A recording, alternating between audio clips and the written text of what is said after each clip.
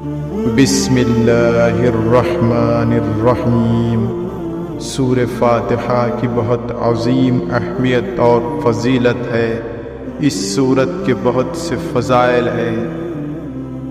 سورہ فاتحہ نماز کا رکن ہے، چنانچہ سورہ فاتحہ کے بغیر نماز ہو ہی نہیں سکتی، جیسے کہ سیدنا عبادہ بن صامت رضی اللہ عنہ سے مروی ہے کہ رسول اللہ صلی اللہ علیہ وسلم نے فرمایا، اس شخص کی کوئی نماز نہیں جس نے سورہ فاتحہ نہیں پڑھی۔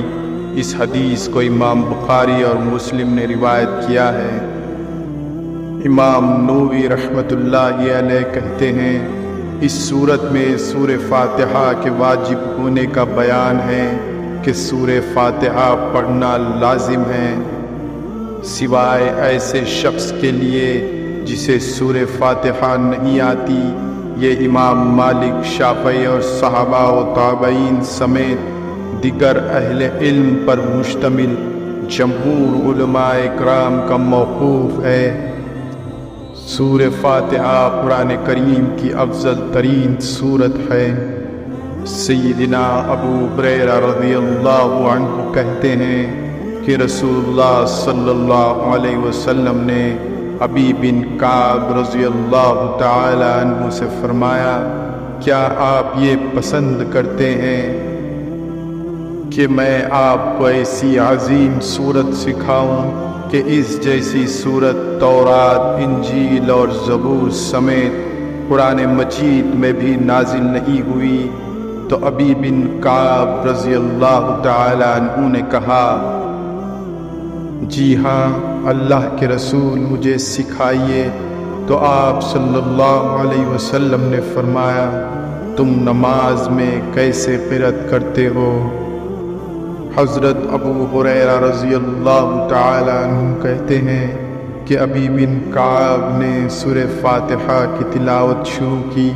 اس پر آپ صلی اللہ علیہ وسلم نے فرمایا، قسم ہے اس ذات کی جس کے ہاتھ میں میری جان ہے، تورات، انجیل، زبور اور قرآن میں اس جیسی صورت نازل نہیں ہوئی۔ سورہ فاتحہ ہی سبع من المثانی یعنی بار بار پڑھی جانے والی 7 آیات ہیں۔ اسی صورت کے بارے میں اللہ تعالی نے فرمایا، اے نبی صلی اللہ علیہ وسلم، یقیناً ہم نے آپ کو 7 آیات جو عظمت و ثواب کے لحاظ سے سارے قرآن شریف کے برابر ہے عنایت کی۔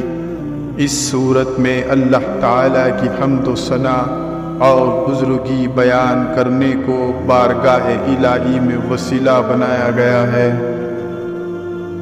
سورہ فاتحہ میں قلبی اور بدنی دونوں قسم کی شفا موجود ہے۔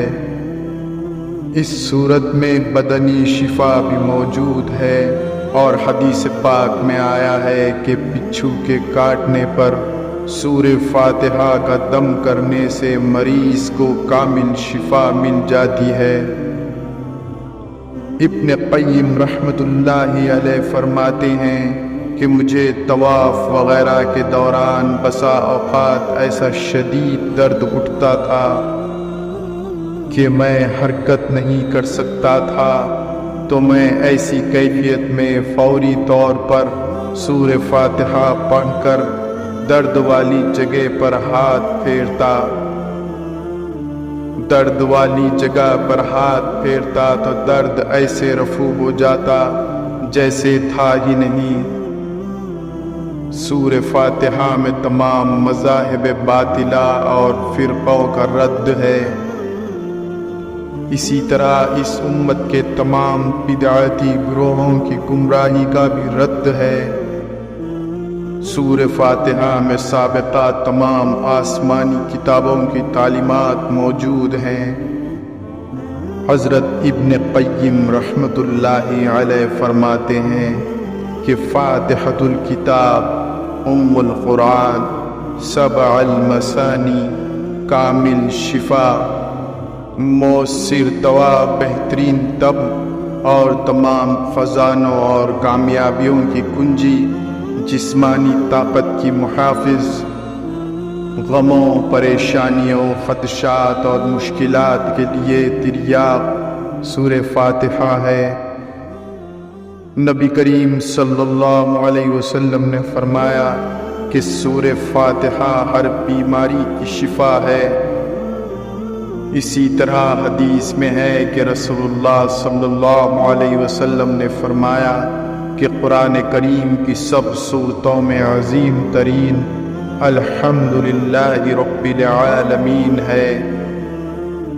حضرت علی رضی اللہ تعالی عنہ نے ارشاد فرمایا کہ یہ سورت عرش الہی کے خصوصی خزانوں سے عطا کی گئی ہے۔ سورہ فاتحہ کو کثرت سے پڑھنا ثواب بھی ہے اور اللہ کی رضا سے بلا شبہ یہ ہر مسئلے کا حل بھی ہے۔ روزانہ اول و آخر درود پاک صلی اللہ علیہ وسلم کے ساتھ اس کو 11 بار پڑھنے والے روحانی طور پر انتہائی مضبوط ہو جاتے ہیں اور بے شمار امراض سے بچ جاتے ہیں۔ اسی طرح کی مزید معلوماتی ویڈیوز دیکھنے کے لیے میرے چینل راہ اسلام کو سبسکرائب کریں اور ویڈیوز کو آگے شیئر کریں۔ اللہ حافظ۔